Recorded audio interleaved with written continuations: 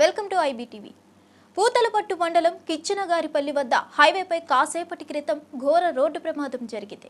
చిత్తూరు నుంచి తిరుపతి వైపు వేగంగా ప్రయాణిస్తున్న టాటా ఎస్ వాహనం టైరు పేలడంతో అదుపు తప్పి బోల్తా పడింది. వాహనంలో లోడ్ చేసిన టెంకాయలు రోడ్డుపై చెల్లా చెదురుగా పడ్డాయి.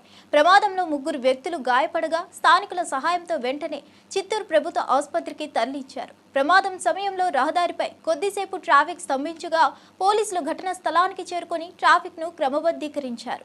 వాహన వేగమే ప్రమాదానికి కారణమని స్థానికులు పేర్కొన్నారు.